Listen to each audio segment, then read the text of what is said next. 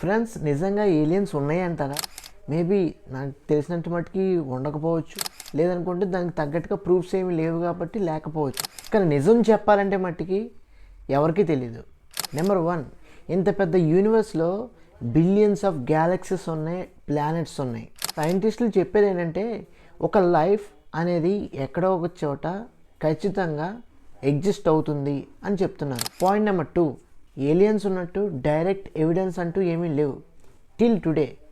కానీ ఫొటోస్ కానీ దాని యొక్క బాడీ కానీ ఏవైతే సిగ్నల్స్ కానీ ఇవేమీ కూడా లేవు ఇప్పుడు దాకా.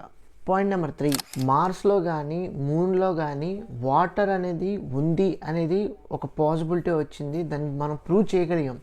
కానీ అక్కడ ఏదైనా లైఫ్ ఈజ్ పాసిబుల్ అంటారా? ఏలియన్స్ అక్కడ ఉన్నాయి అంటారా? సో మనకు ఒక కన్ఫ్యూజన్ అయితే వస్తుంది కదా.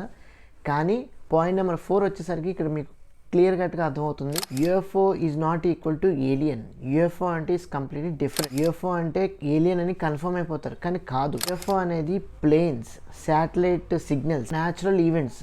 అంతేగాని యూఎఫ్ఓ అంటే ఈజ్ ఖచ్చితంగా అది ఏలియన్ అని అనుకుంటారు, స్పేస్షిప్ అనుకుంటారు, కానీ కాదు. 5వ పాయింట్ వచ్చేసరికి సైంటిస్ట్ అయితే సెట్ చేస్తున్నారు, అండ్ ఈవెన్ నాసా కూడా స్పేస్ టెలిస్కోప్స్ ద్వారా నుండి కూడా అబ్జర్వ్ చేస్తున్నారు. కానీ సిగ్నల్స్ ఏమైనా వస్తాయా అని అంటే కనిపెట్టలేకపోతున్నారు ఇప్పుడు దాకా. కానీ అసలు ఏలియన్స్ ఉన్నాయో లేదా అని చెప్పేసి ఎలా కనిపెట్టగలమా అని చెప్పేసి సెర్చ్ అయితే చేస్తున్నారు.